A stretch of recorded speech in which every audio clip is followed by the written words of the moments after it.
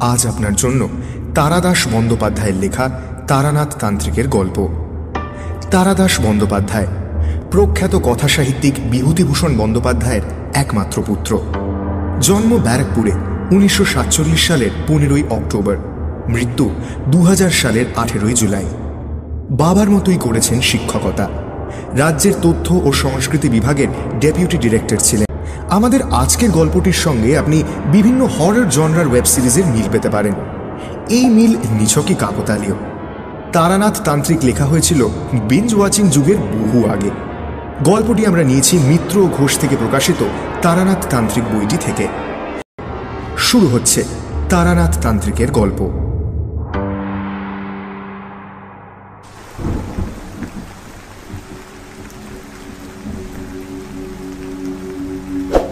তারানাথ ভালো গল্প বলতে পারলেও খুব মিশুক লোক ছিল না। এক ধরনের ফুর্তিবাজ জমাট মানুষ থাকে যারা চায়ের আড্ডায়, ময়দানের বেঞ্চিতে কিংবা বিয়ের বাসরে একেবারে দারুণ জমিয়ে তোলে। তারানাথ ঠিক তার উল্টো। লোক দেখলে সে গুটিয়ে যায়। বিশেষ করে নিজের কথা সে কিছুতেই বলতে চায় না। কিন্তু আমাদের সহানুভূতির ছোঁয়ায় তারানাথের বদ্ধ মনের দরজা অনেকখানি খুলে গিয়েছিল। অবশ্য সেটা কেবল আমাদের কাছেই। ইদানিং হাত দেখানো বা কোষ্ঠী বিচারের খদ্দের প্রায় নেই বললেই চলে। বন্ধুও কেউ নেই। সারাদিন একাকিত্ব ভোগ করার পর মাঝে মাঝে বিকেলের দিকে আমরা হাজির হলে তারানাথের মুখ উজ্জ্বল হয়ে উঠত। মানুষটা গল্পের খনি। আমরা নানাভাবে খুঁচিয়ে তার কাছে গল্প আদায় করতাম। তার মতের বিরোধিতা করলে তারানাথ রেগে যেত। আমি আর কিশোরী গল্পের লোভে হঠাৎ কথার মাঝখানে হো হো করে হেসে উঠে বলতাম, বাহ বাবা, তা কখনো হয়? তারানাথ চটে গিয়ে বলতো, হয় না, এই শোনো তবে। একটা নতুন গল্প শুরু হয়ে যেত। সেদিন সকাল থেকেই টিপটিপ বৃষ্টি হচ্ছে। জামা কাপড়, রুমাল, এমনকি মনের ভেতরটা অবধি ভিজে স্যাঁতস্যাঁতে হয়ে রয়েছে। অন্যদিন অফিস ছুটির পর বলাইবাবু কিংবা হরিমিত্রের সঙ্গে মোড়ের দোকানে চা খেতে খেতে রাজনীতি, জিনিসপত্রের অগ্নিমূল্য অথবা বাঙালি কি ছিল আর কি হয়েছে এসব বিষয়ে গভীর আলোচনা করে আনন্দ পেয়ে থাকি। কিন্তু আজ আর সেসব ইচ্ছে করল না। অফিস থেকে বেরিয়ে তারানাথের বাড়ির দিকে হাঁটা শুরু করলাম।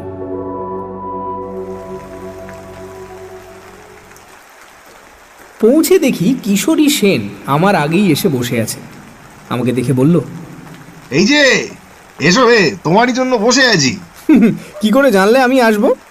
ওর জন্য কি আর মন্ত্রতন্ত্র জানতে হয়? আজ এমন বাদলা করেছে যাকে বলে আড্ডার মেজাজ, না এসে যাবে কোথায়? তারানাথের জন্য এক প্যাকেট পাসিং শো কিনে এনেছিলাম। তাকে দিয়ে বললাম, তারানাথ, আজ একটা ভালো গল্প হবে নাকি? তারানাথ হাত বাড়িয়ে প্যাকেটটা নিল বটে, কিন্তু তার মুখে বিশেষ প্রফুল্লতা দেখলাম না। বিরস মুখে সে বলল, তোমাদের কাছে গল্প বলতে ইচ্ছে করে না, তোমরা আমার গল্প অবিশ্বাস করো। কিশোরী বলল, কই, সব গল্প তো অবিশ্বাস করি না। নেহাত যেগুলো একেবারেই বিশ্বাস করবার মতো নয় সেগুলো বাদে। তারানাথ চটে গিয়ে উঠতে যাচ্ছিল। আমি কথার মোড় ঘোরাবার জন্য বললাম, আরে কিশোরীর কথা ছেড়ে দিন। আসল কথা হচ্ছে, আপনার গল্প যদি সত্যি হয় তাহলে আমরা বিশ্বাস করলেই বা কি, আর না করলেই বা কি। সত্য তো কারোর মতামত নির্ভর নয়। তারানাথ কিছুটা শান্ত হয়ে একটা সিগারেট ধরিয়ে বলল, এই যে বিশ্বাসের কথা বললে না, বিশ্বাসে সত্যি অনেক কিছু ঘটায়, সাধারণ বুদ্ধিতে যার ব্যাখ্যা করা যায় না।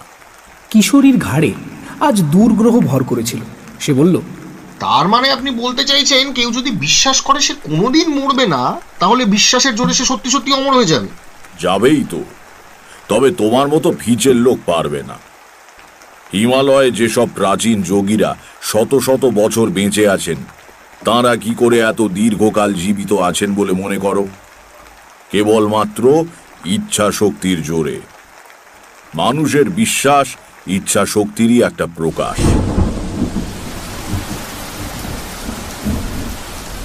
এমন সময় বাইরে আবার ঝমঝম করে বৃষ্টি নামল। আলো কমে গিয়ে কেমন অন্ধকার মতো হয়ে এলো ঘরের ভিতরে। বৃষ্টির বহর দেখে মনে হলো সহসা থামবার নয়। অবশ্য তাড়াতাড়ি মেসে ফিরেই বা কি লাভ, কিন্তু এখানে বসে থাকতে হলে তো গল্প চাই। বললাম, তা বেশ তো, বিশ্বাসের শক্তি সম্বন্ধে একটা ভালো গল্প হোক তবে। আমার কাছে কোনো গল্প নেই, সব সত্যি ঘটনা। কিশোরী আবার কি একটা বলতে যাচ্ছিল, তাকে থামিয়ে দিয়ে বললাম, এখন অন্তত ঘন্টা 2 আমরা আপনার অতিথি, বেরোবার উপায় নেই। আমাদের প্রার্থনা একটি গল্প, মানে সত্যি ঘটনা। সৎ গৃহস্বামী মাত্রই অতিথির প্রার্থনা পূরণ করে থাকে, আপনারও করা উচিত। তারানাথ একটু হাসল, চোখ বুজে কিছুক্ষণ ভেবে বোধহয় মনে মনে গল্পটা গুছিয়ে নিল। তারপর বলতে শুরু করল। বছর 20 আগেকার কথা। এক শিষ্য বাড়ি থেকে সস্তয়ন করে ফিরছি। ট্রেন বদলাবার জন্য বসে আছি রানাঘাট স্টেশনে। ট্রেনের তখনও প্রায় ঘন্টাখানেক দেরি।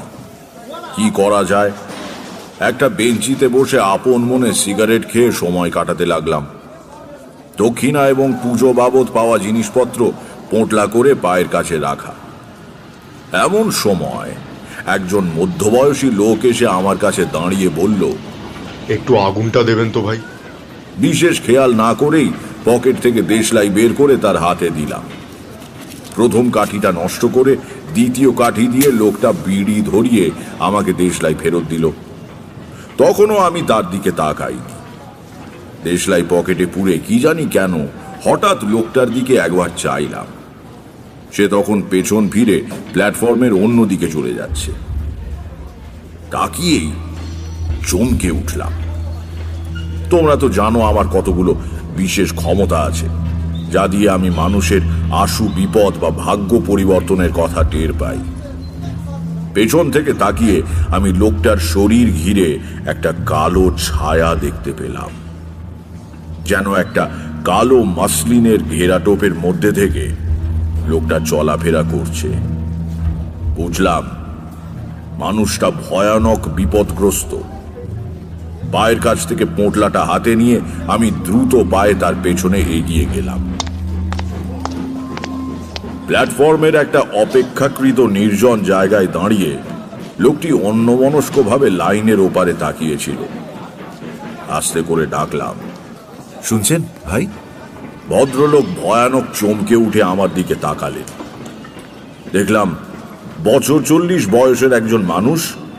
উদ্বেগে ও চিন্তায় মুখটা শুকিয়ে গেছে।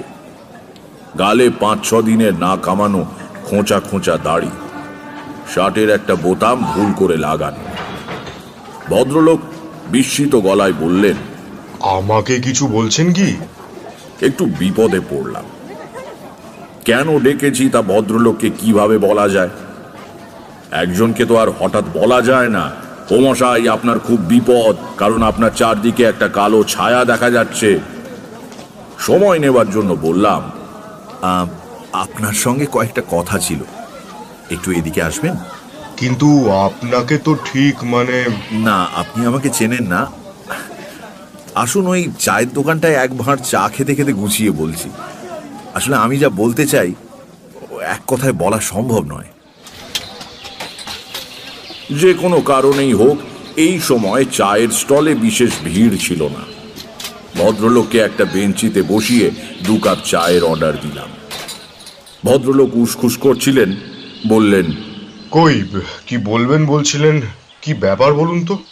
কোনো ভূমিকা না করেই বললাম, আমি একটু আধটু জ্যোতিষ ইত্যাদি চর্চা করি। আপনি যখন আমার কাছে দেশলাই চাইলেন, আমার হঠাৎ কেন যেন মনে হলো আপনার খুব বিপদ।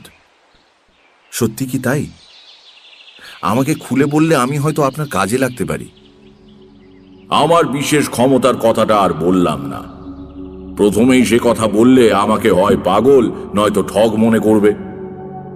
ভদ্রলোক একটু সন্দিগ্ধ চোখে আমার দিকে তাকিয়ে আছেন। এবার ভালো করে দেখে বুঝলাম মানুষটা বেশ বুদ্ধিমান, কিন্তু সাম্প্রতিক দুঃসময় এবং উদ্বেগ তার মুখের স্বাভাবিক ঔজ্জ্বল্যের ওপর ছায়া ফেলেছে। আজকাল সময় খারাপ, নানা রকম ধান্দাবাজ লোক চারদিকে ঘুরছে। এমন অবস্থায় আমাকে হঠাৎ বিশ্বাস করতে না পারাই সম্ভব। কিন্তু মনের যে জোর থাকলে লোকে কোনো কিছুকে দৃঢ়ভাবে অস্বীকার করতে পারে, বর্তমানে সে মনের জোর তার নেই। অসহায়ভাবে ভদ্রলোক আমার দিকে চেয়ে বসে রইলেন। হেসে বললাম, ভয় নেই, আমি ঠকজোচ্চোর নই। আমার একটা বিশেষ ধরনের ক্ষমতা আছে, তা দিয়ে আমি অনেক কিছু আগে থেকে বুঝতে পারি। আমার গুরুর আদেশ ছিল কারো বিপদ বুঝতে পারলে এগিয়ে গিয়ে সাহায্য করা। তাই আপনাকে দেখে। কি ধরনের বিশেষ ক্ষমতা? এই যেমন ধরুন, আপনাকে দেখে বুঝতে পারছি আপনার জন্ম চৈত্র মাসে 7 থেকে 10 তারিখের মধ্যে। আপনার নামের আদ্যক্ষর ক। গত 3-4 দিনের মধ্যে আপনি বেশ বড় রকমের একটা অগ্নি ভয় থেকে রক্ষা পেয়েছেন।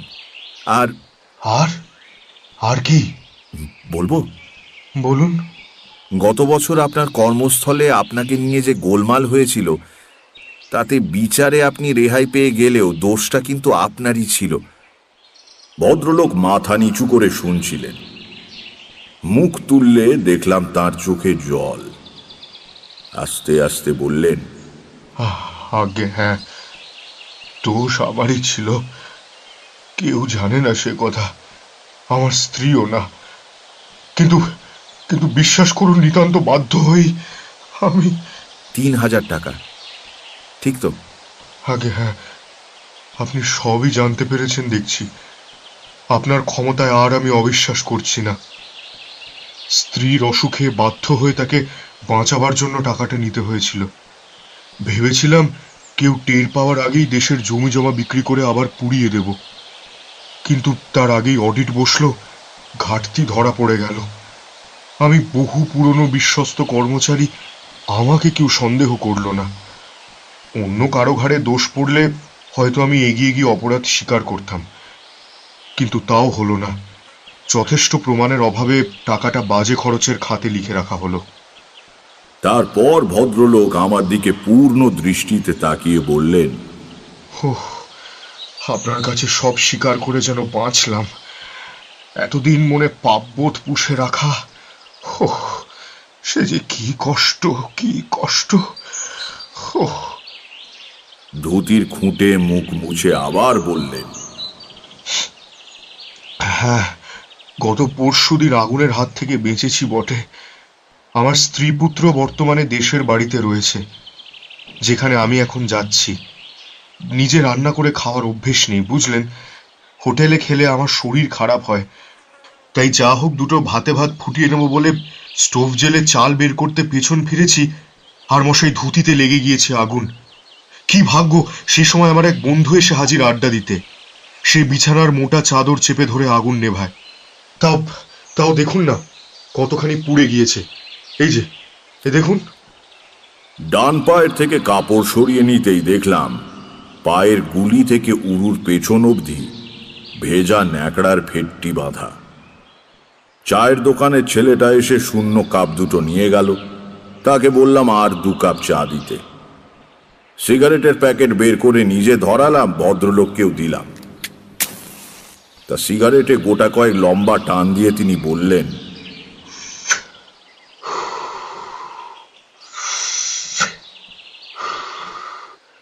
আমার নাম কালীপ্রসাদ মিত্র। খুলনার বিখ্যাত মিত্রদের কথা হয়তো শুনে থাকবেন, আমরা তাদেরই বংশধর।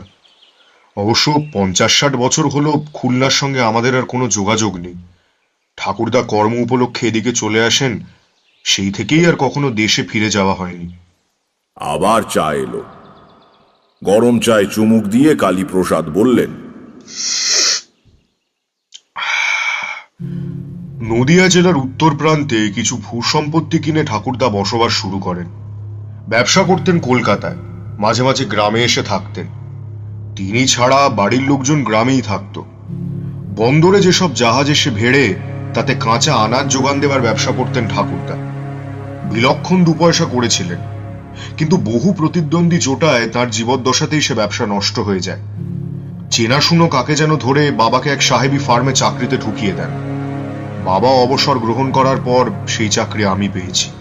কতদিন হলো বাবা রিটায়ার করেছেন? তা বছর 20 তো বটেই। বাবার বয়স এখন প্রায় 80, কিন্তু বেশ ভালো স্বাস্থ্য, অসুখ বিসুখ কিছুই নেই, কেবল চোখে একটু কম দেখেন। যা হোক, যা বলছিলেন বলে যান। জ্ঞাতিদের শত্রুতায় ঠাকুরদাকে খুলনা ছেড়ে আসতে হয়েছিল। আসবার সময় দেশের সম্পত্তির বিশেষ কিছুই আনতে পারেননি। নগদ সামান্য টাকা যা ছিল তাই দিয়েই কলকাতার ব্যবসা শুরু করেন। কেবল প্রাণের চেয়েও প্রিয় একটি জিনিস বয়ে নিয়ে আসেন। কি জিনিস? একটি অষ্ট ধাতুর তৈরি কালী মূর্তি, আমাদের গৃহদেবী। 4-5 পুরুষ ধরে এই মূর্তি আমাদের পরিবারে পুজো পেয়ে আসছে। ঠাকুরদার বাবা মানে আমার প্রপিতামহ, তিনি ছিলেন তন্ত্র সাধক। আজীবন সাধনা করে তন্ত্রের বিভিন্ন শাখায় সিদ্ধি লাভ করেছিলেন বলে শোনা যায়। তার জীবনের শেষ দিকে একবার গ্রহ নক্ষত্রের কি এক বিচিত্র সংস্থান এবং অমাবস্যা একসঙ্গে পড়ে। তেমন যোগ নাকি 100 বছরেও একটা বড় আসে না।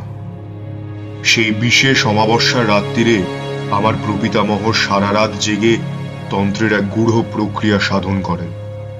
শেষ রাত্রে হোমকুণ্ডে পূর্ণাহুতি দিয়ে একটা গোল লোহার কৌটোয় পুজোর উপাচার থেকে কি একটা জিনিস পুড়ে কৌটোটা প্রপিতামহর হাতে দিয়ে বলেন, এই নাও, রাখো।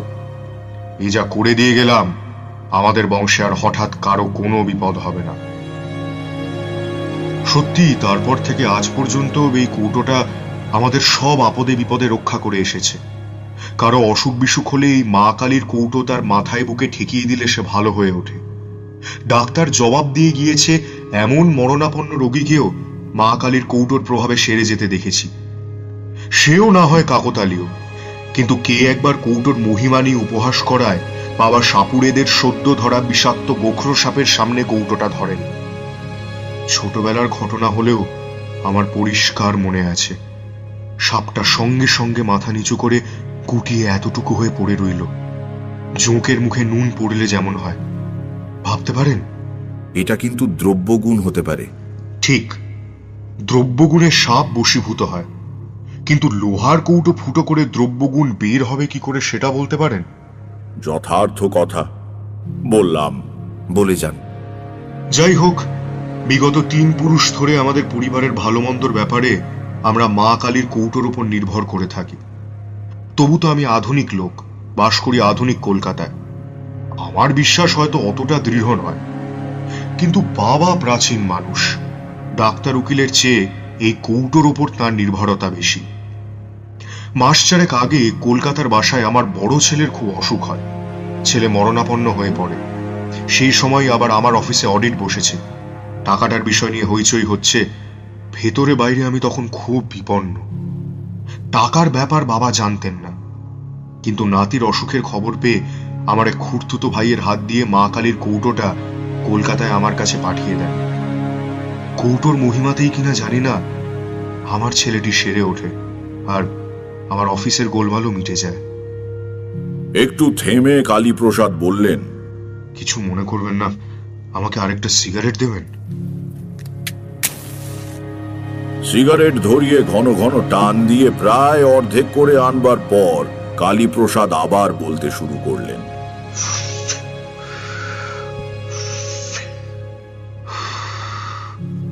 এতদিন মা কালীর কৌটো কলকাতায় আমার কাছেই ছিল। হঠাৎ দিন 2 আগে বাবার এক জরুরি চিঠি পেলাম। সে এক অদ্ভুত চিঠি।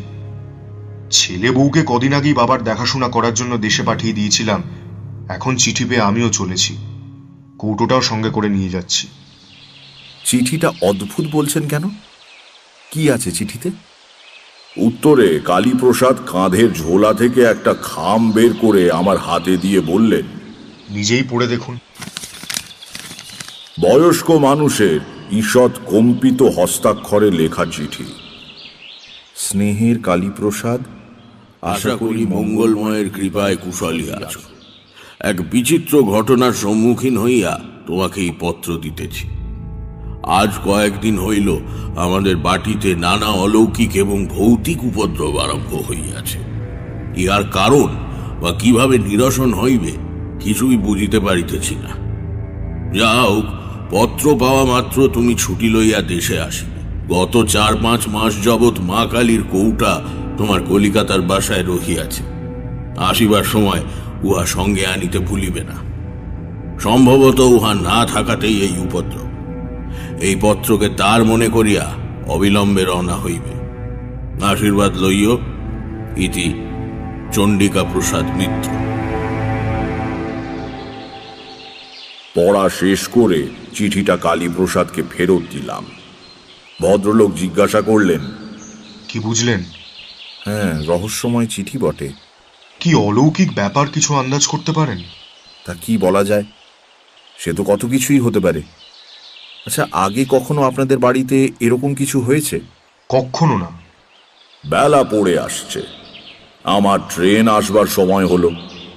কালীপ্রসাদ দাঁত দিয়ে নিচে ঠোঁট কামড়ে ধরে কি যেন ভাবছেন। যাক, আমার আর কি করবার আছে। পোঁটলাটা হাতে নিয়ে বেঞ্চি থেকে উঠে দাঁড়ালাম। বললাম, আসি তাহলে, সাবধানে থাকবেন। কালীপ্রসাদ কেমন যেন হতাশ আর ভীত গলায় বললেন, কিন্তু কিন্তু আমার কি হবে জানেন? আমার বড্ড ভয় করছে। আমার বড্ড ভয় করছে। বিপদে ঈশ্বরকে স্মরণ করবেন। একমাত্র তিনি সমস্ত ভয় থেকে মানুষকে মুক্ত করতে পারেন। কালীপ্রসাদের মুখ দেখে মনে হলো না যে আমার উপদেশে তিনি কিছুমাত্র ভরসা পেয়েছেন। অবশ্য সেজন্য তাকে দোষ দেওয়া যায় না। ঈশ্বর অদৃশ্য, আড়ম্বর করে তাঁর পুজো দেওয়া যায়, কিন্তু জীবনের সমস্ত ক্ষেত্রে তার উপর সম্পূর্ণ নির্ভর করা একটা উচ্চ স্তরের সাধনা। সে সাধনায় কালীপ্রসাদ এখনো সিদ্ধি লাভ করতে পারেননি। কিন্তু আমি আর কি করব? বিদায় সূচক সামান্য হেসে পেছন ফিরে হাঁটতে শুরু করলাম।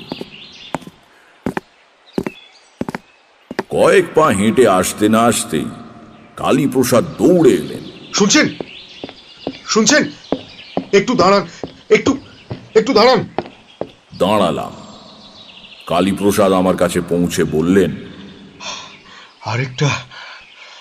আরেকটা কাজ করা যেতে পারে। কি? আপনি কি তাতে রাজি হবেন? বলেই ফেলুন না, আমারও তো এদিকে ট্রেন আসবার সময় হলো। গুরুত্বপূর্ণ কথা শুরু করার ভঙ্গিতে কেশে গলা পরিষ্কার করে কালীপ্রসাদ আমার দিকে তাকিয়ে বললেন, আপনি আমার সঙ্গে আমাদের দেশের বাড়ি চলুন। প্রস্তাবটা নিতান্ত আকস্মিক। অবাক হয়ে বললাম, আমি আপনার বাড়িতে? হ্যাঁ, আপনি অলৌকিক শক্তির অধিকারী। আপনি গেলে আমাদের অমঙ্গল কেটে যাবে। আপত্তি করবেন না, দয়া করে আমার সঙ্গে চলুন। বলুন, যাবেন? লোকটা সত্যি ভয় পেয়েছে, পাওয়াই স্বাভাবিক। একটু চিন্তা করলাম। বাড়িতে এমন কিছু বলে আসেনি যে তাড়াতাড়ি ফিরব। আরো 5-7 দিন দেরি হলে কোনো ক্ষতি নেই। দেখাই যাক না এর সঙ্গে গিয়ে। বললাম, আচ্ছা চলুন, যাব। কালীপ্রসাদের চোখের দৃষ্টি কৃতজ্ঞতায় ভারী হয়ে এলো। আমার হাত দুটো ধরে তিনি বললেন, বাঁচলাম। সত্যি বিশ্বাস করিনি আপনি যেতে রাজি হবেন। ধন্যবাদ, অনেক ধন্যবাদ। একটা ছোট্ট গ্রাম্য স্টেশনে নেমে পাক্কা 3 মাইল হেঁটে কালীপ্রসাদের বাড়ি। গ্রামে যখন ঢুকলাম তখন রাত্রি প্রায় 8টা। পল্লী গ্রামের তুলনায় শেষ রাত। কৃষ্ণপক্ষের সুমুখ অন্ধকার রাত্রির পঞ্চমীর রাঙা চাঁদ পূব দিগন্তের নিচে থেকে চালতে গাছের পেছন দিয়ে এক অলৌকিক গোলকের মতো উঠে আসছে। গ্রামের প্রায় শেষের দিকে আম জাম গাছে ঘেরা নির্জন বাড়ি, পাঁচিল দিয়ে ঘেরা। সদর দরজায় শেকল নাড়তে একটু বাদে দরজার ফাঁক দিয়ে লণ্ঠনের আলো দেখা গেল, কিন্তু কারো সাড়া শব্দ নেই। যেন ভেতরে যে দাঁড়িয়ে সে সাহস করে দরজা খুলতে পারছে না। কালীপ্রসাদ হেঁকে বললেন, অভিরাম নাকি? দরজা খোল। অভিরাম, দরজা খোল।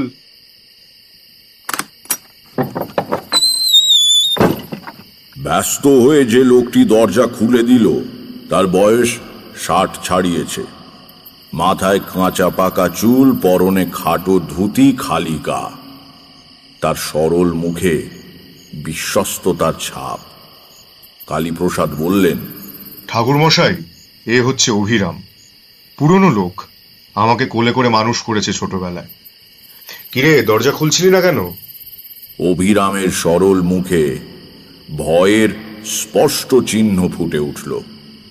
সে বলল, বাবু, বাড়িতে যা কাণ্ড, দরজা হঠাৎ খুলতে সাহস হয় না বাবু। সে কি রে, কেন, কি হচ্ছে বাড়িতে? এর উত্তর অভিরামের দিতে হলো না। আমাদের পেছনে আমবাগানে অন্ধকারের মধ্যে গাছের পাতার সরসর শব্দ উঠল, যেন গাছের একটা ডাল ধরে কেউ খুব জোরে ঝাঁকাচ্ছে। আমরা দুজন অবাক হয়ে সেদিকে ফিরে তাকাতেই অভিরাম বলল, বাবু, ওই দেখেছেন তো, ওই আবার শুরু হলো নানান উপদ্রব। সত্যি তো, কিসে নাড়াচ্ছে অত মোটা ডালটাকে? মানুষের পক্ষে তো সম্ভব নয়। তাহলে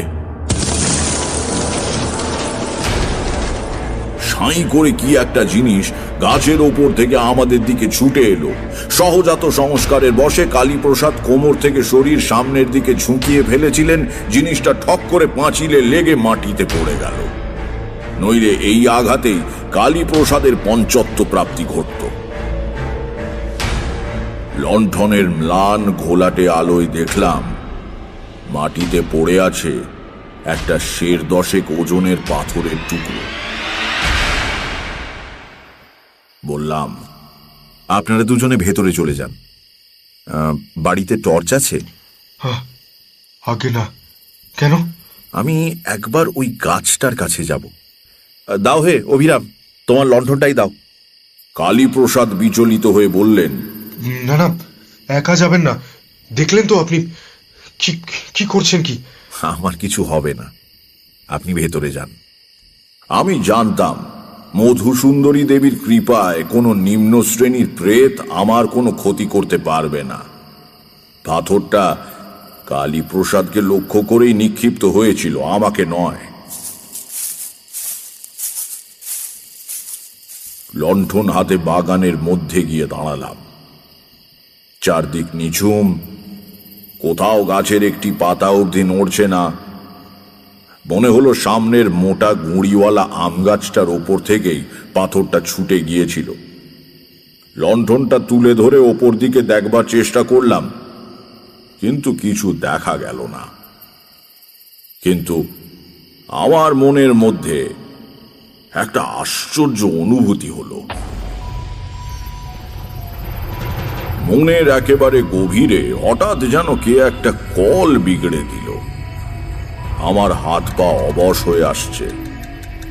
সজ্ঞান চৈতন্য নিভে আসতে চাইছে তেলহীন প্রদীপের মতো। আর আমি যেন এক পাও হাঁটতে পারবো না। সমস্ত দেহে মনে কি অস্বস্তি সে ভাষায় বোঝানো যাবে না। নিজের ক্ষমতার ওপর অগাধ বিশ্বাস নিয়ে একা এখানে এসেছিলাম। এবার আমার অকস্মাৎ ভয় করতে লাগলো। মৃত্যু ভয় নয়, যে কোনো কারণেই হোক সে ভয় আমার কোনোদিনই হয়নি। কোনো অজানা শক্তির মুখোমুখি হতে গেলে যে ভয় হয়, সেই রকম। বিশ্রী একটা গন্ধে ভরে গিয়েছে চারদিক। প্রতি নিঃশ্বাসে গন্ধটা একেবারে ফুসফুসের ভেতর অবধি চলে গিয়ে যেন শরীরকে অপবিত্র করে দিচ্ছে। মনকে স্থির করে আমি মধুসুন্দরী দেবীর ধ্যান মন্ত্র আবৃত্তি করতে লাগলাম। প্রায় সঙ্গে সঙ্গেই পরিবেশ থেকে দুর্গন্ধ দূর হয়ে গেল, মনের বল ফিরে পেলাম। দরজা খোলাই ছিল। ভেতরে ঢুকে দেখি উঠোনের ওপারে বারান্দায় বাড়ির সবাই জড়ো হয়ে শঙ্কিত চোখে তাকিয়ে আছে। আমি ঢুকতেই কালীপ্রসাদ বললেন, এই তো ঠাকুর মশাই। আমরা যা ভয় পেয়ে গিয়েছিলাম। কালীপ্রসাদের কাঁধে হাতের ভর রেখে যিনি দাঁড়িয়ে আছেন আন্দাজে বুঝলাম তিনিই চণ্ডিকা প্রসাদ। ফর্সা মানুষ, দীর্ঘদেহী, দেখে বোঝা যায় এককালে খুবই সুপুরুষ ছিলেন। অগোছালো ধরনের ধুতি পরা। বারান্দায় উঠে লণ্ঠনটা নামিয়ে রাখলাম। চণ্ডিকা প্রসাদ এগিয়ে এসে বললেন, কালী আমাকে এতক্ষণ আপনার কথা বলছিল। আপনি যে কষ্ট করে এসেছেন। ও কথা বলবেন না, আপনি আমার বাবার বয়সী। চণ্ডিকা প্রসাদ আমার হাত দুটো ধরে বললেন, তাতে কি, আপনি বর্ণশ্রেষ্ঠ সাধক মানুষ। আপনি এসেছেন, এবার আমার বাড়ির অমঙ্গল কেটে যাবে। কঠিন রোগীর বাড়ি বিলেত ফেরত ডাক্তার গেলে বাড়ির লোকে যেমন বলে। আমার যা সাধ্য আমি করব মিত্রমশাই, নইলে আমি আসতাম না। আমাদের বাড়িতে কেন এমন হচ্ছে কিছু বুঝতে পারছেন ঠাকুর মশাই? কিছু কিছু বুঝতে পেরেছি বই কি।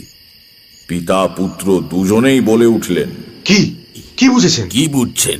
এখন না, আগে আপনাদের কথা শুনেনি, তারপর বলবো। চণ্ডিকা প্রসাদ ব্যস্ত হয়ে বললেন, হ্যাঁ হ্যাঁ চলুন, হাত মুখ ধুয়ে বসে সব শুনবেন। ওরে ও অভিরাম, ঠাকুর মশাইকে জল দে। দক্ষিণ দিকে বড় বড় জানলাওয়ালা একটা ঘরে আমার থাকবার ব্যবস্থা হয়েছিল। একটু সুস্থ হয়ে সেখানে বসে চণ্ডিকা প্রসাদের বিবরণ শুনলাম। চণ্ডিকা প্রসাদ বললেন, আমার জীবনে কখনো এমন অভিজ্ঞতা হয়নি ঠাকুর মশাই। দিন 15-20 আগে এক রাত্রিরে শুরু। খেতে বসেছি সবে, রাত 10টা কি 10:30 হবে। হঠাৎ বাইরে শোঁ শোঁ আওয়াজ করে একটা ঘূর্ণি হাওয়া মতো উঠল। আমরা অবাক। ঝড় বৃষ্টির সময় নয়, আকাশে মেঘ নেই, এমন বাতাস উঠল কোত্থেকে। সেই বাতাসের দাপটেই রাজ্যের ধুলোবালি এসে আমার ভাতে পড়ল। মনটা যেন কেমন হয়ে গেল। আমরা সেকেলে মানুষ, লক্ষণ অলক্ষণ মানি, আর না খেয়ে উঠে পড়লাম। সারা রাত ভালো ঘুম হলো না। বিছানায় এপাশ করতে করতে রাত শেষ হয়ে গেল। সকালে উঠে গাড়ু হাতে বাগানে যাচ্ছি, দেখি সদর দরজার কাছে দুটো মরা পাখি পড়ে আছে। প্রথমে ভাবলাম গত রাত্রিতে যে বাতাস উঠেছিল তারই ঝাপটায় বোধহয় মারা পড়েছে। ভালো করে লক্ষ্য করে দেখি তা নয়, কে যেন পাখি দুটোর ঘাড় মুচড়ে ঘুরিয়ে দিয়েছে। ঝড়ে তেমন হতে পারে না। বাড়ির সবাই দেখলে ভয় পাবে বলে হাতে করে মরা পাখি দুটোকে ঝুলিয়ে নিয়ে গিয়ে দূরে ফেলে দিলাম। একটু দম নিয়ে চণ্ডিকা প্রসাদ বললেন, এই হলো শুরু। মাঝে মাঝেই উল্টোপাল্টা বাতাস দেয়, বাড়ির জিনিসপত্র হুড়মুড় করে পড়ে যায়, অদ্ভুত গোঙানির শব্দ শোনা যায় বাড়ির চারপাশে। এসব কিন্তু আমার বাড়ির এবং চারদিকের কিছুটা জায়গায় ঘটে। পরে গ্রামের মধ্যে জিজ্ঞেস করে দেখেছি, তারা ঝড় বাতাস কিছুই টের পায়নি। কেন এমন হচ্ছে কিছুই বুঝতে পারছি না। আপনি কি বলেন ঠাকুর মশাই? চণ্ডিকা প্রসাদের দিকে তাকিয়ে বললাম, আপনার বাড়িতে কোনো প্রেতের উপদ্রব হচ্ছে না, অন্তত যে অর্থে আমরা প্রেত কথাটা ব্যবহার করি সে অর্থে নয়। ভদ্রলোক অবাক হয়ে বললেন, তাহলে? ব্যাপারটা আপনাকে বোঝানো একটু কঠিন হবে। আমাদের এই মানুষের জগতের মতোই আরো বহু জীব লোক আমাদের চারদিকে সর্বদাই বর্তমান। তারা ঠিক ভূত বা প্রেত নয়, তারাও এক ধরনের জীব, হয়তো মানুষের চেয়ে অন্যরকম। তাদের মন, চিন্তা, আচার ব্যবহার সবই মানুষের থেকে আলাদা। আমাদের বিচারে হয়তো অমানুষিক। সে জগতের সমস্ত পদার্থই আমাদের কাছে অদৃশ্য ও অস্পর্শযোগ্য। বস্তুত একই স্থান অধিকার করেও এই দুই জগৎ একে অপরের কাছে অস্তিত্বহীন। কিন্তু মাঝে মাঝে প্রকৃতির কোনো আশ্চর্য খেয়ালে এই ছায়া জগৎ আমাদের জগৎটাকে স্পর্শ করে। এখানে ঠিক তাই হয়েছে। আমরা কোনোভাবে তাদের দুনিয়াতে ঢুকে পড়েছি। সেটা তাদের পছন্দ না হলে তাদের দোষ দেওয়া যায় না। যা ঘটতে দেখছেন সেটা হচ্ছে আমাদের জাগতিক বস্তুর ওপর তাদের মানসিক শক্তির ক্রিয়া। হয়তো তারা ভাবছে এইভাবে ভয় দেখিয়ে তাদের জগৎ থেকে তারা আমাদের দূর করতে পারবে। বাড়িতে বেড়াল কুকুর ঢুকলে আমরা যেমন ঠেঙিয়ে তাড়াই আর কি। পার্থক্য এই যে এক্ষেত্রে এসবে কোনো কাজ হবে না। পরিবেশে আর একটা বড় রকমের ঝাঁকুনি লাগলে দুটো জগৎ আবার বিচ্ছিন্ন হয়ে যাবে, তার আগে নয়। আমি থামতে চণ্ডিকা প্রসাদ কিছুক্ষণ স্তব্ধ হয়ে বসে রইলেন। তারপর বললেন, এসব আপনি জানলেন কি করে? খুলে বললে বিস্তর কথা বলতে হয়, ইচ্ছে করছিল না। সংক্ষেপে বললাম, আমি জানতে পারি। ওই ঝাঁকুনি না কি বলে, সেটা কি করে দেওয়া যায়? সেটা আপনা আপনি হয়ে যেতে পারে, যেমন করে শুরু হয়েছিল। সস্তয়ন বা স্থান শুদ্ধি গোছের একটা হোমও করতে পারি। কিন্তু আপনাকে সত্যি কথাই বলে রাখা ভালো, এই ধরনের উপদ্রবের কথা আমি গুরুদেবের কাছে শুনেছি মাত্র, নিজের চোখে দেখছি এই প্রথম। এই বিষয়ে আমার বিশেষ কোনো অভিজ্ঞতা নেই। আমার হোমে কতদূর কাজ হবে জানি না। চণ্ডিকা প্রসাদ কি একটা ভাবলেন, তারপর বললেন, তা হোক, আপনি হোমের আয়োজন করুন। আর একটা কথা, যদি কিছু মনে না করেন। না, বলুন আপনি। একটু ইতস্তত করে চণ্ডিকা প্রসাদ বললেন, আপনার ওপরেই যদিও সবকিছু ছেড়ে দিচ্ছি, তবু আমার নিজস্ব বিশ্বাসের জন্য যদি কিছু ক্রিয়াকলাপ করি, তাতে আপনার আপত্তি হবে না তো? না, আমার কি আপত্তি, করুন আপনার যা ইচ্ছে। চণ্ডিকা প্রসাদ ছেলের দিকে তাকিয়ে বললেন, কালী, কৌটোটা এনেছিস তো? হ্যাঁ বাবা, এনে দেবো। নিয়ে আয়। কালী প্রসাদ উঠে পাশের ঘর থেকে মা কালীর কৌটো এনে বাবার হাতে দিলেন। সেটা নিয়ে চণ্ডিকা প্রসাদ আমার দিকে তাকিয়ে বললেন, এটার কথা শুনেছেন বোধহয়? হ্যাঁ, কালীবাবু আসতে আসতে আমাকে বলেছেন। তাহলে তো আপনি সবই জানেন। এই কৌটোর ওপর আমাদের সবার একটা গভীর বিশ্বাস আছে আর কি। তবে বিশ্বাসটা অযৌক্তিক নয়, পরীক্ষিত সত্য। গ্রামে বসন্তের মড়ক লেগে হাহাকার পড়ে গিয়েছিল।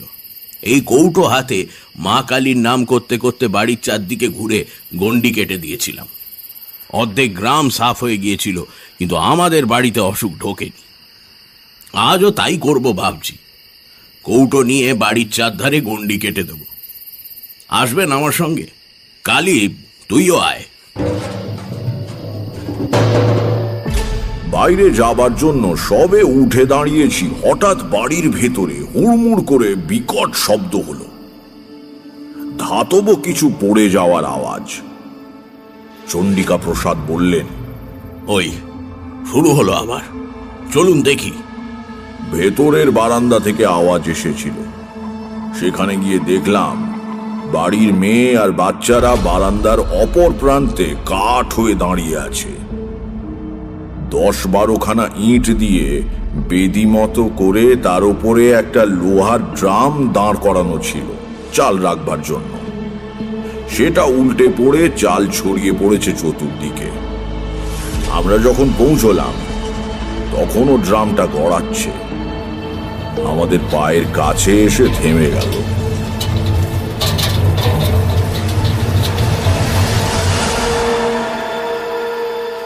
আমার নাকে ভেসে এলো সেই বিশ্রী গন্ধটা, ওই বাইরের বাগানে যেটা পেয়েছিলাম। চণ্ডিকা প্রসাদ হতভম্ব হয়ে দাঁড়িয়েছিলেন। তাকে বললাম, যা করবার করে ফেলুন, আর রাত করবেন না। সদর দরজা দিয়ে আমরা বাইরে এলাম, সঙ্গে কালীপ্রসাদ আর লণ্ঠন নিয়ে অভিরাম। চাঁদ ঢাকা পড়েছে গাছের পাতার আড়ালে। মাটিতে ম্লান জ্যোৎস্না আর ছায়ার খেলা। ঝোপে ঝাড়ে জোনাকি জ্বলছে। বাতাস নেই কোনো দিকে, কেমন একটা থমথমে আবহাওয়া। কালীপ্রসাদের হাতে একটা মোটা লাঠি, যদিও বুঝতে পারলাম না অতি প্রাকৃত কোনো বিপদ এলে লাঠি দিয়ে কি করে ঠেকানো সম্ভব। চণ্ডিকা প্রসাদের হাতে মা কালীর কৌটো, মুখে বিড়বিড় করে কি মন্ত্র পড়তে পড়তে চলেছেন। ক্রমে আমরা বাড়ির পেছন দিকে এসে হাজির হলাম। এদিকটায় জঙ্গল খুব বেশি, আশ শেওড়া আর কুঁচ কাঁটার ঝোপে ভর্তি। সাবধানে কাপড় বাঁচিয়ে চলেছি, আর কয়েক পা হাঁটলেই আমরা একটা বাঁক ফিরে বাড়ির পূব দিকের সীমানায় পৌঁছবো। সেখানে ঝোপঝাড় অপেক্ষাকৃত কম। এমন সময় আমার মনের ভেতর সেই পরিচিত বিপদের ঘণ্টাটা বেজে উঠল। আমি বুঝতে পারলাম এক্ষুনি একটা কিছু ঘটবে। প্রায় সঙ্গে সঙ্গে ডান দিকের একটা ঘন ঝোপের মধ্যে খড়খড় করে কি নড়ল। আমরা সবাই থমকে দাঁড়িয়ে সেদিকে তাকালাম। কালীপ্রসাদ দুই হাতে লাঠি বাগিয়ে ধরেছেন। অভিরাম লণ্ঠন মাটিতে নামিয়ে রেখে নিঃশব্দে তার হাত থেকে লাঠিটা নিল। পর মুহূর্তে ঝোপের মধ্যে থেকে কালো মতো বেশ বড় সড়ো কুকুরের আকারের কি একটা জীব বেরিয়ে এসে ক্রুদ্ধ গর্জন করে চণ্ডিকা প্রসাদের দিকে ছুটে গেল। কালীপ্রসাদ ভয় চিৎকার করে উঠলেন। আমি বলে উঠলাম, সামলে দাঁড়ান, একটু এত বিচলিত হবেন না। জন্তুটা চণ্ডিকা প্রসাদের পায়ে দাঁত কষিয়ে দিতে গেল। অস্ফুট আর্তনাদ করে সরে গেলেন তিনি। প্রায় সঙ্গে সঙ্গেই অভিরাম সবলে লাঠি দিয়ে আঘাত করল প্রাণীটার মাথায়। শূন্য মাটির হাঁড়ি ফেটে যাওয়ার মতো ফটাস করে শব্দ হলো। নিঃশব্দে জন্তুটা কাত হয়ে পড়ে গেল এক পাশে। বলতে এত সময় লাগলেও ঘটতে লেগেছিল কয়েক মুহূর্ত মাত্র। কালীপ্রসাদ লণ্ঠন নিয়ে ঝুঁকে পড়ে বললেন, এটা তো একটা শেয়াল। মরা জ্যোৎস্না আর লণ্ঠনের আলো মিলিয়ে কেমন একটা আলো আঁধারি মতো হয়েছে। তবু ভালো করে তাকিয়ে মনে হলো শেয়ালই বটে। অভিরাম বলল, অদ্ভুত ব্যাপার বাবু, শেয়ালে কখনো তাড়া করে কামড়াতে আসে এ আমি শুনিনি। ঠিক, শেয়াল তো ভীতু জন্তু, মানুষ দেখলে পালিয়ে যায়। এটা তাড়া করে এলো কেন? চণ্ডিকা প্রসাদ বোধহয় নিজেকে সান্ত্বনা দেবার জন্য বললেন, পাগলা শেয়াল হবে, নইলে কি আর। যা হোক, চল, অন্ধকারে দাঁড়িয়ে থাকা উচিত নয়।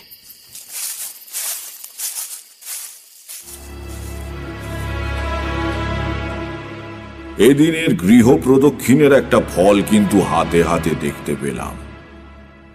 সে রাত্রির থেকে বাড়ির ভেতরের উপদ্রব বন্ধ হয়ে গেল।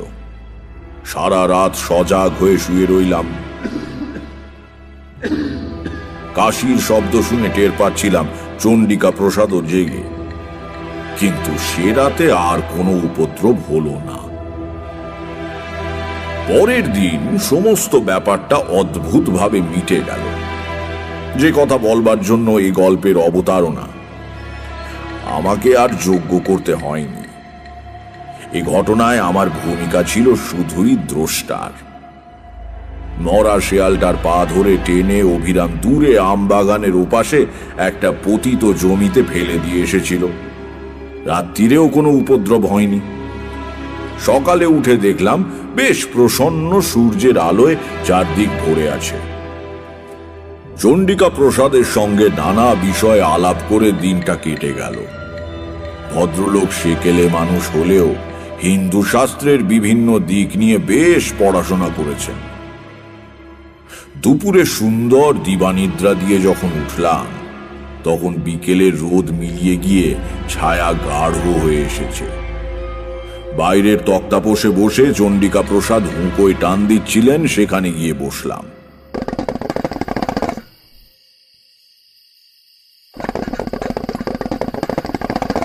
গাড়ু হাতে কালীপ্রসাদ উঠোন পেরিয়ে বাড়ির বাইরের বাগানের দিকে চলে গেলেন। চণ্ডিকা প্রসাদ ডেকে বললেন, কালী, চট করে সেরে আয় তো, একসঙ্গে বসে ঠাকুর মশাইয়ের যজ্ঞের ফর্দটা করে ফেলা দরকার। হ্যাঁ বাবা, আসছি। বলে কালীপ্রসাদ বেরিয়ে গেলেন।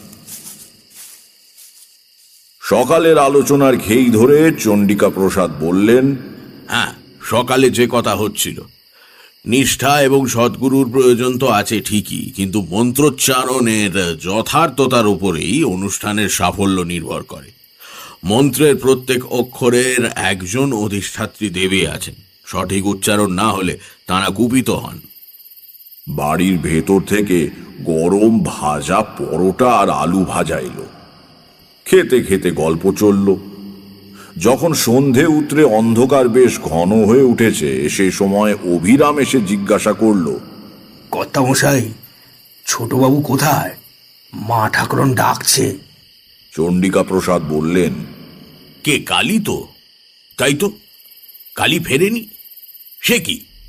হঠাৎ আমারও খেয়াল হলো কালীপ্রসাদ বহুক্ষণ হলো বাগানে গিয়েছেন বটে। ছোট বড় কোনো প্রাকৃতিক আহ্বানে সাড়া দিতেই এতক্ষণ লাগতে পারে না। দু এক মুহূর্তের ভেতর ব্যাপারটা সম্যক উপলব্ধি করে আমরা লাফিয়ে উঠলাম।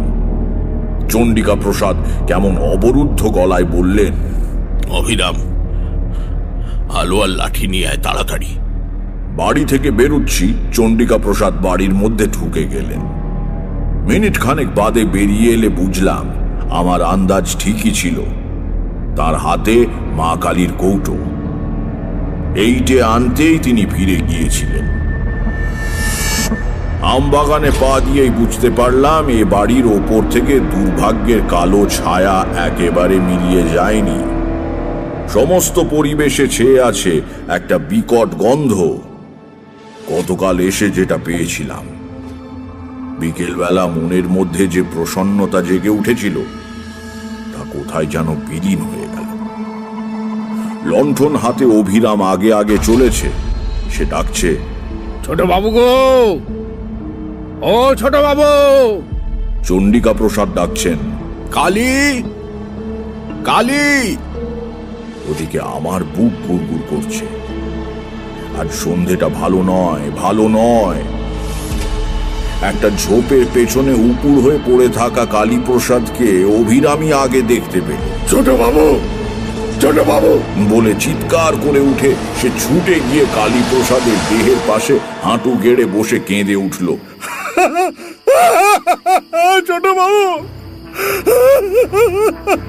পর মুহূর্তেই আমরাও পৌঁছে গেলাম। আমি শক্ত করে চণ্ডিকা প্রসাদের হাত ধরে রেখেছি। বুঝতে পারছি তার সমস্ত শরীর ঠকঠক করে কাঁপছে। এই অবস্থায় সেটাই স্বাভাবিক। নিচু হয়ে কালীপ্রসাদের নাড়ি দেখলাম, বুকে হাত দিয়ে স্পন্দন বোঝার চেষ্টা করলাম। নাড়ি ঠিক আছে, তবে মৃদু। সোজা হয়ে দাঁড়িয়ে বললাম, ভয় নেই, ইনি অজ্ঞান হয়ে গিয়েছেন। অভিরাম, চলো ধরাধরি করে একে বাড়ি নিয়ে যাই। চলো চলো। আমরা অজ্ঞান কালীপ্রসাদের দেহ তোলবার জন্য নিচু হয়েছি। হঠাৎ ঠিক গতকালের মতো ঝোপের মধ্যে খসখস শব্দ হলো। যেন আমাদের দিকে আসছে, কিন্তু তার গতি কালকের চেয়ে ধীর। আমাদের ভয়চকিত দৃষ্টির সামনে ঝোপ ঠেলে বেরিয়ে এলো একটা শেয়াল। গতকাল যে শেয়ালটাকে অভিরাম মেরেছিল, সেই শেয়াল। প্রাণীটার মাথা দু ফাঁক হয়ে আছে, ঘিলু বেরিয়ে গড়াচ্ছে ডান চোখের ওপর দিয়ে, অন্য চোখে মৃত নিষ্প্রাণ দৃষ্টি। প্রকট দংস্ত্রার ফাঁক দিয়ে জিভের আধখানা বেরিয়ে রয়েছে। সে এক অনৈসর্গিক বিভৎস দৃশ্য। ধীর কিন্তু অমোঘ গতিতে শেয়ালটা আমাদের দিকে এগিয়ে আসতে লাগলো। কোনো দিকে কোনো শব্দ নেই। গাছের পাতায় বাতাসের সামান্যতম মর্মর নেই।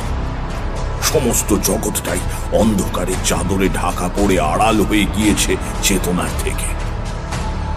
থাকবার মধ্যে কেবল সামনে ওই সচল মৃতদেহটা। হঠাৎ অনুভব করলাম আমার পাশে চণ্ডিকা প্রসাদের নিঃশ্বাস দ্রুত হয়ে উঠেছে। তাকিয়ে দেখলাম তার বার্ধক্যে স্তিমিত চোখে কি এক আগুন জ্বলছে। মুখের ভঙ্গিতে ভয় নেই, আছে প্রবল ক্রোধ।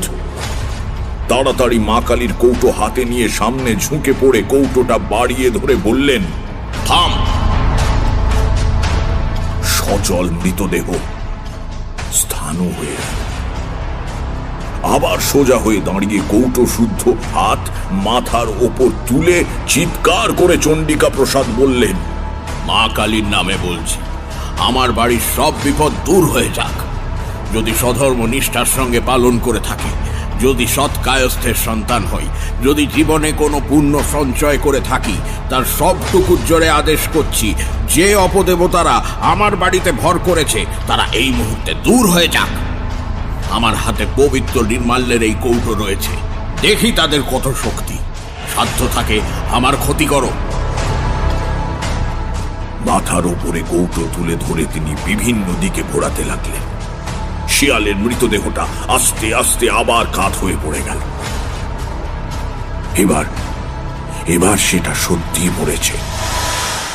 তার সঙ্গে সঙ্গে একটা অদ্ভুত ব্যাপার হলো। এতক্ষণ বন ছিল নিস্পন্দ, নীরব। হঠাৎ কোথা থেকে ছুটে এলো ঝড়ের মতো বাতাস। সারা বাগান ঝোপঝাড় তোলপাড় করে কিছুক্ষণ সেই বাতাস বইল। অভিরাম বলে উঠল, ঠাকুরমশাই দেখুন, দেখুন ঠাকুরমশাই দেখুন। তার নির্দেশিত দিকে তাকিয়ে দেখলাম সেখানে গাছপালা একটু কম, পাতার ফাঁক দিয়ে রাত্রির আকাশ দেখা যায়। চাঁদ উঠতে আজ দেরি আছে, কিন্তু অস্পষ্ট তারার আলোয় অন্ধকার অনেকটা তরল। বাতাসের ঘূর্ণির সঙ্গে পাক খেয়ে একটা জমাট অন্ধকারের স্তম্ভ আকাশে অনেকখানি ঠেলে উঠেছে। অন্ধকারের উপাদানে তৈরি অমানসিক এক আকৃতি। পরিচিত কিছুর সঙ্গে তার কোনো মিল নেই। সমস্ত পরিবেশ থেকে, চণ্ডিকা প্রসাদের বাড়ির ওপর থেকে, আম বাগান থেকে বাতাসের সঙ্গে উঠে যাচ্ছে গুঁড়ো গুঁড়ো অন্ধকার। কিছুক্ষণের মধ্যেই অন্ধকারের কালো পিণ্ডটা অনেক ওপরে উঠে গিয়ে আবছা হয়ে মিলিয়ে গেল। তারপরেই বনের বাইরে থেকে ভেসে এলো এক ঝলক বাতাস। বুক ভরে নিঃশ্বাস নেবার মতো সহজ, স্বাভাবিক, মুক্ত বাতাস।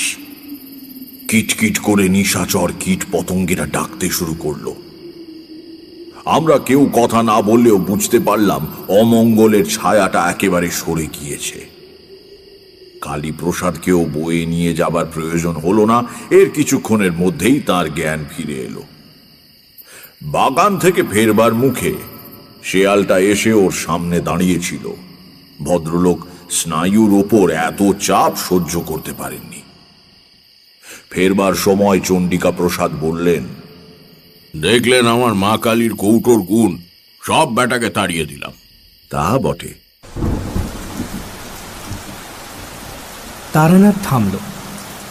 কিশোরী বলল, কিন্তু এ তো মন্ত্রশক্তি বা দ্রব্যগুণের গল্প, এতে বিশ্বাসের শ্রেষ্ঠত্ব কি প্রমাণিত হয়? তারানাথ বলল, হয়। পরের দিন নির্জনে বসে কালীপ্রসাদের সঙ্গে গল্প করছিলাম। কালীপ্রসাদ বললেন, বাবা বিশ্বাসের জোরে আমাদের আপদ দূর করে দিলেন ঠাকুরমশাই। বললাম, কেন, মা কালীর কৌটোর গুণও আছে বলতে হবে। ম্লান হেসে কালীপ্রসাদ বললেন, দাঁড়ান, একটা জিনিস তাহলে আপনাকে দেখাই। একটু পরে হাতে করে মা কালীর কৌটোটা নিয়ে ঘরে ঢুকলেন ভদ্রলোক এবং আমার বিস্মিত দৃষ্টির সামনে ঢাকনাটা খুলে ফেললেন। বাধা দিয়ে বলে উঠলাম, ও কি করছেন? মন্ত্রপুত নির্মাল্য খুলতে নেই, ওতে গুণ নষ্ট হয়ে যায়। কিছু না বলে কালীপ্রসাদ বিছানার ওপরে কৌটোটা উপুড় করে ধরলেন। ভেতরে যা ছিল চাদরের উপর ছড়িয়ে পড়ল। ভেতর থেকে বেরুলো কতকগুলো গোল গোল করে পাকানো খবরের কাগজের গুলি। আর কিচ্ছু নেই। অবাক হয়ে বললাম, এ কি, নির্মাল্য কই? নেই। তার মানে? কালীপ্রসাদ মাথা নিচু করে বললেন, মানে আসল কৌটো অনেক দিন আগে হারিয়ে গিয়েছে, এটা নকল। ছেলের অসুখের সময় কলকাতা নিয়ে যাওয়ার পথেই কোথাও পড়ে যায়। বাবা শুনলে অনর্থ করবেন, এই ভয় শিশি বোতলওয়ালার কাছ থেকে 2 পয়সা দিয়ে এই কৌটোটা কিনি। বাবা আজকাল চোখে কম দেখেন, তাকে ঠকানো সহজ। কাজেই বুঝতেই পারছেন, যা হয়েছে তা বাবার বিশ্বাসের জোরেই হয়েছে। আর কেউ জানে এ কথা? শুধু আপনার বৌমা, মানে আমার স্ত্রী, অন্য কেউ না। বাবার বয়স হয়েছে, আর কদিনই বা বাঁচবেন বলুন? খামোখা তাকে দুঃখ দিয়ে লাভ আছে কি ঠাকুর মশাই? তারানাথ থামল। ঘরের মধ্যে স্তব্ধতা। বাইরেও বৃষ্টি ধরে এসেছে। একটা নিঃশ্বাস ফেলে কিশোরী বলল, গল্পটা বেশ। গল্প বানানোয় আপনার একটা স্বাভাবিক দক্ষতা আছে, এটা মানতেই হবে। সিগারেট ধরাতে গিয়ে তারানাথ জ্বলন্ত চোখে কিশোরীর দিকে তাকালো। আমি ব্যাকুল হয়ে উঠে দাঁড়িয়ে কিশোরীর হাত ধরে টানলাম। কিশোরী, কিশোরী, ওঠো ওঠো ওঠো, আবার বৃষ্টি এলে বাড়ি ফেরা মুশকিল হয়ে পড়বে, চলো ওঠো। হ্যাঁ চলো। শুনছিলেন তারানাথ তান্ত্রিকের গল্প,